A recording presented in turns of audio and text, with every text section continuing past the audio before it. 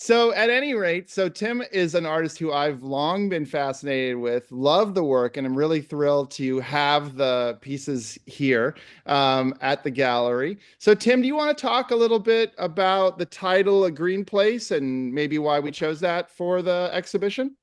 Yeah, sure. I kind of got into that title in a kind of typically sort of backward way. And in some ways, it's quite kind of literal, basic thing. I've moved from London and kind of uprooted my family, and we moved out to Somerset, which is very rural. And so, in that sense, we live in a green place. But the way I actually got to it was my family and I, we love listening to music. I've got two small kids, and we're always kind of dancing, listening to really loud to music, singing along, that kind of thing. And I heard this piece on the radio, which I really liked.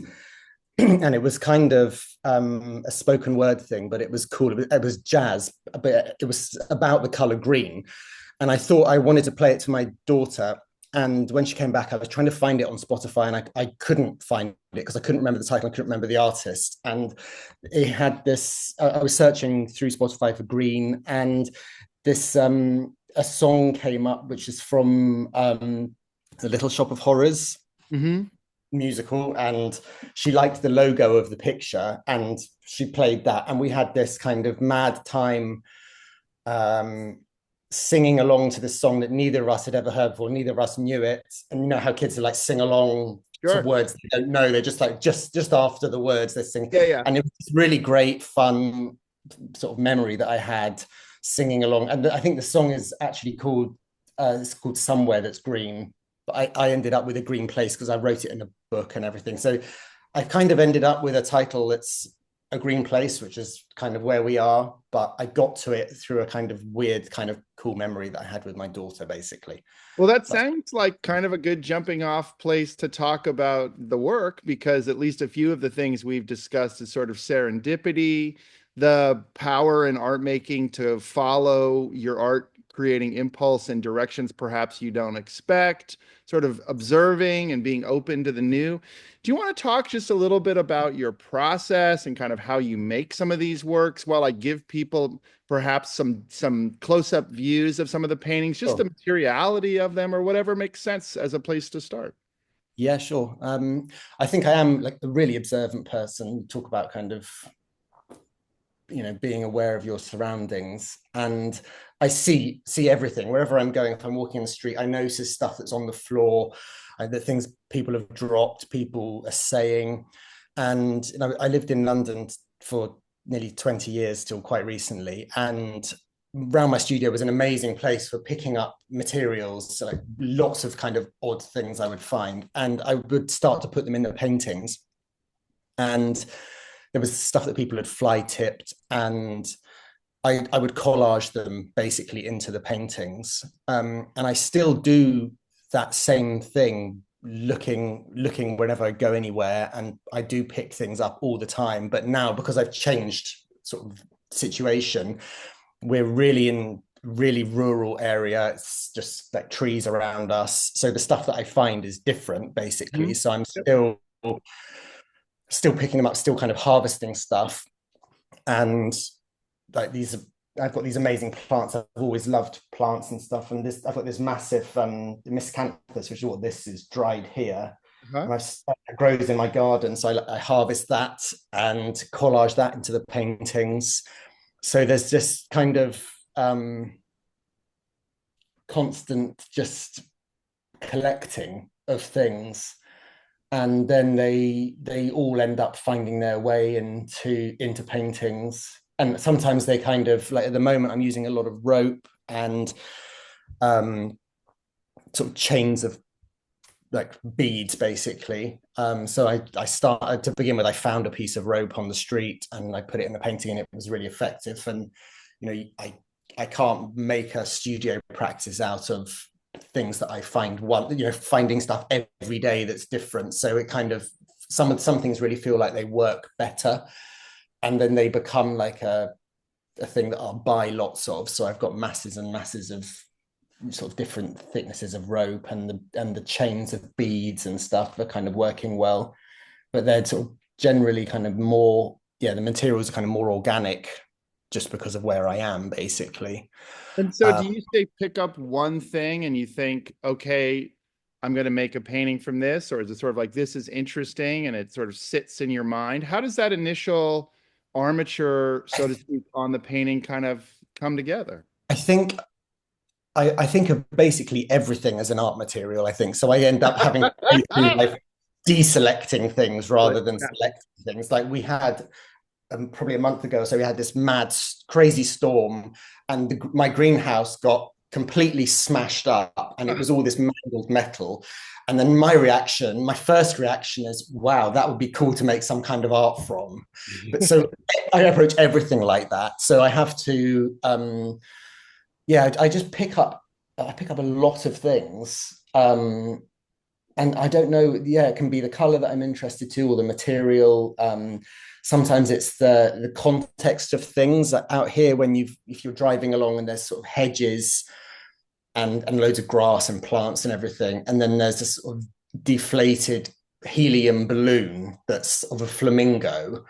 You know, Right. the context of that is kind of more interesting and more kind of stimulating than if you saw that in the middle of a city where maybe you might expect to see it. It's kind of yeah, it just grabs my attention basically. So when you say the color, as I'm looking at the work, I'm assuming, or I have been assuming that the color is primarily coming from added paint material that's coming over an armature. But is sometimes tell me about the color in terms of the fabric. Most of the color is paint. In this one, the purple is glitter. Yeah. But it is largely paint. So it's mostly, and actually recently the collage, the elements that I'm collaging into the paint are getting more and more buried in like there I can see a drill bit. I don't know what, like bits of wood. Yeah, lots of kind of thread, and that very kind of worked up. This piece is on with Hessian or like jute, Yeah. which I've put sort of grommets in. I can see them down the left hand side in the fabric, and then this is a kind of halfway down. It's collaged over like neck curtains, which I used to buy from the fabric market that was next to my studio in London. I can see a doily there. Yeah, and this is like one of the first ones where I really started using beads in that kind of bluey color at the top that's just going out the top now. You can see the chains of beads. They're getting more and more obliterated. Recently they're getting more kind of hidden, but the color really comes from paint. Yeah. And then in terms of the color, one of the things that I had sort of noticed or thought about is when I look at these, I thought about three artists who I mentioned in the press release. One was Claude Monet. Then, in addition to Monet, also Joan Mitchell and Frank Bowling. Uh, Mm. I don't know why the Monet palette, it just really kind of hit me.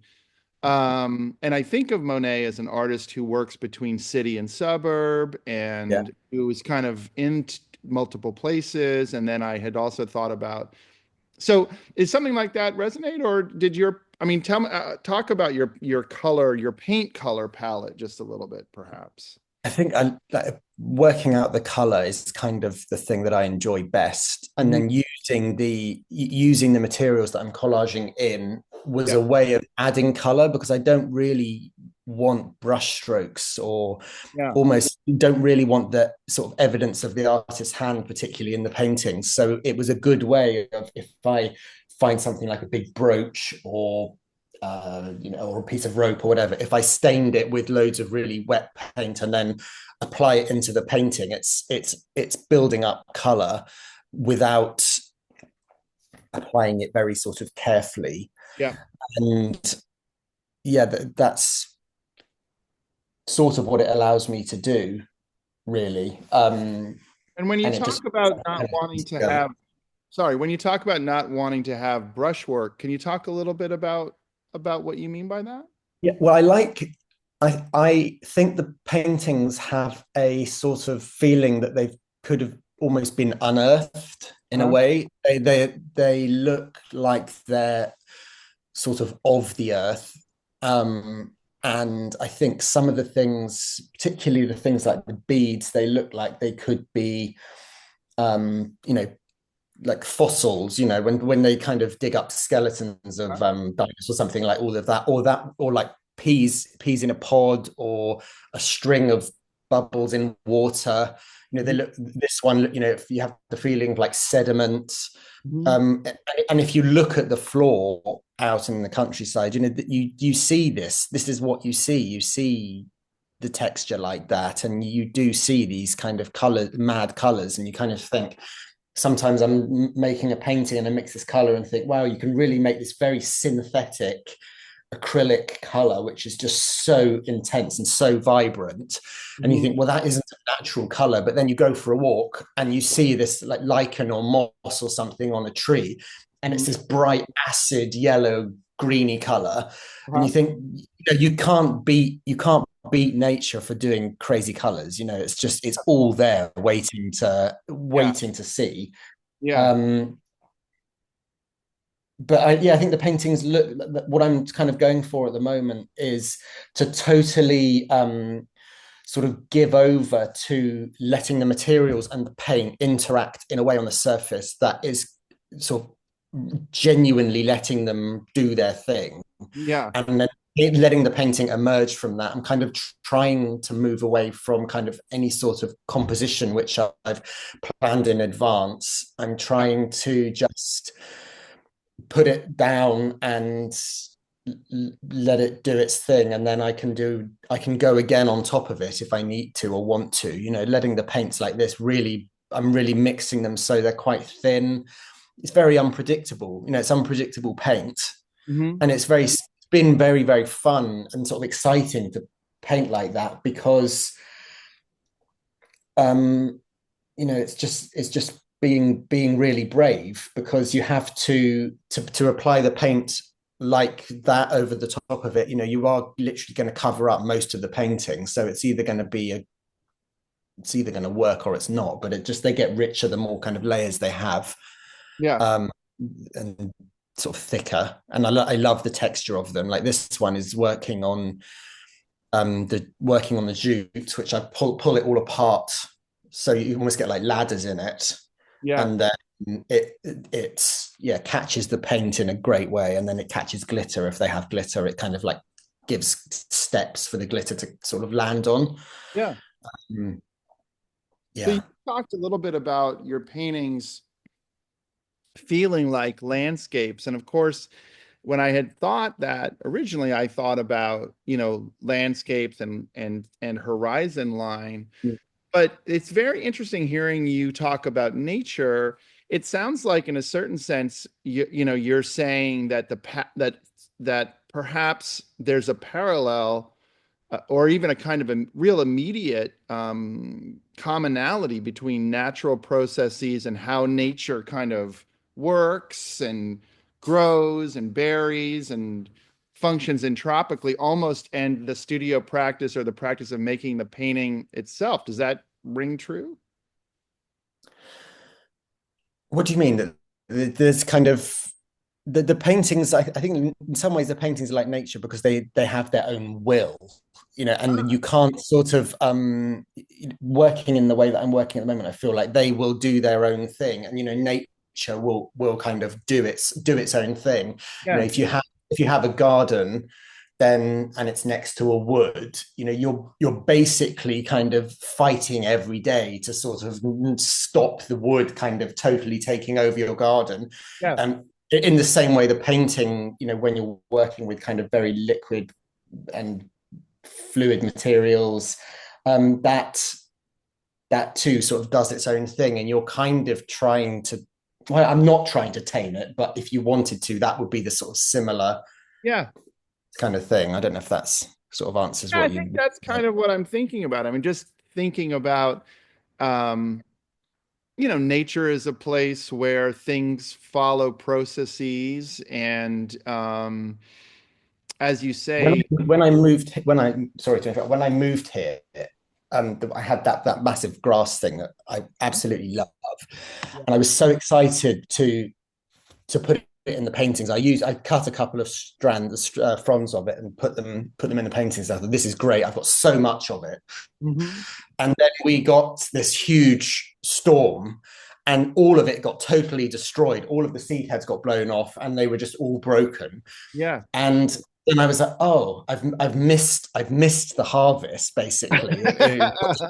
And then it made me kind of feel like if I want to work with those materials, then it's almost like my paintings are kind of become seasonal in a way. It's like if you want those kind of materials, you can only have them at a certain type of year. So it kind of synced in with that kind of thing of the seasons in a kind of funny way. It's like, oh, I'm super intrigued and super challenged by what you're saying. Like, it's really fascinating to me because I think what I love about the work and has always been this undeniable part. And of course, we are looking at these, virtually, so we want to encourage people to see them in person, but they have this real gripping life to them, and they feel organic. And perhaps that's again why I brought up Monet or Joan Mitchell. But of course, like at the same time, they're also very plastic. They have all this like modern materiality. yeah. And anyway, it's this really interesting conversation that's in the work. I love works that feel like they should be doing, where they feel like they have questions they're not really going to answer, or they provoke things where you know what I'm saying? I'm being a little vague here. I don't know if anything of that resonates with you. Well, when I like the glitter, I bought glitter probably about I mean, 10 years glitter ago. should be a terrible material. It should be absolutely awful, but that's No, well, not. I like the thing I like about the glitter is it's like I like its sort of artless quality. It's kind of It's almost anti-art in some it's sense. almost anti-art. Yeah. Yeah. And I bought it I bought it about 10 years ago when I was in London. Next to the studio, there's this theatre chandlery, and they have loads of amazing stuff. I used to buy lots of materials in there. And I bought this glitter and I had it for years and years and years. And I just didn't know how to use it. Yeah. Um, and it wasn't until I moved out here that I started really using it at all. And it's, you sort of see that. You see something glitter here. You see loads of dew on the grass in the morning, and Yeah. I don't know, it kind of felt, yeah, I don't know why it sort of suddenly felt like a good material to use, but yeah. Well, I think like, as I say, when I look at, there's just a lot of the materiality of the work is again just really fascinating, and it's very fascinating for me to hear you just talk about how you're kind of in it, because again, as I say, it's just interesting that they mirror a kind of natural process in the way I feel like we're talking about. Maybe it's entropy or things that are a part of all aspects of life. I mean, humans aren't going to be here forever, and the nature will be like the plant, or Yeah. we are nature, etc. We could go into all those kinds of things. But I think like it's interesting to start to kind of get into these rooty questions about, again, I get about, it's like they're pictures of nature and they feel like pictures of nature, but they also are nature in this way. But so interesting that they are nature through being all these materials around us all the time that are constantly telling us we're somehow separate from nature, that we have Yeah. glitter, we have plastic, and we and we keep the woods at bay, and our little garden is what it is. And I don't know. I don't know if that's becoming metaphorical, but it actually seems fairly literal somehow in the conversation. Yeah. Well, I'm in the thick of it here. Yeah. Living here, you go outside and you're covered in mud. you it's when it rains, it's really sort of lashing down. You have these massive great big skies that in Yeah. London never see the sky like that really. Right. And you have these huge moons that are kind of, I don't know, crazy colors, amazing massive great big starry skies. Yeah. The studio which I'm gonna have outside in my garden is surrounded by the trees, and there's like a stream with a little waterfall. You can hear the sound of the water, and it's just all kind of takes over everything. As soon as I said I was told people I was going to move out of London, the first thing everyone said is, "Oh, I wonder how it will change your work. I wonder, and I thought, I don't think it's going to. Don't think it's going to have really that much impact on me. I think I kind of, um, I didn't think I was making kind of work that particularly related to being in a city environment or anything, but it really has changed a lot. Yeah. It's changed an awful lot, Yeah. which is kind of surprised me. It's very exciting, and I'm really happy about it because I love where we've moved to, and it's kind of it's sort of magic place to be, and to make painting, it's fantastic. Well, it's To be. interesting also because, I love hearing your descriptions of how pictures, like when you were talking earlier about this work, and you were saying that it's like the surface of a pond or something. I really enjoy hearing you talk about how you're looking at nature and what you're finding in them. And then, as I say, it's also just very interesting in that somehow it's emphasizing how contemporary your paintings are, also very 21st century, because it does seem like we're also at this moment where there was this feeling perhaps that like science had discovered all these things, but like everything's falling apart, whether or not it's the standard model of physics, or whether it's a DNA driven notion of how things exist. Nature, as we're kind of in it in the 21st century, we're discovering there's all these big things we thought we knew, but discovering all these processes underneath and all these new details about how our world really works. And somehow your paintings somehow are just, I'm really struck by that in this particular conversation, this kind of what they give the viewer in terms of that total engagement. Yeah, that's great. I mean, yeah, as I say, it's almost like unavoidable to be kind of in awe of Mm, your surroundings when you're in the thick of it. When you start thinking about things like they discover that trees are connected to each other so they exactly. can Yep. walk. It's like, how that's totally mind blowing. Yeah. And you sort of just think, I think humans think they're so clever, Yeah. and we're just, yeah, we really should kind of know our place a bit, I think. Yeah.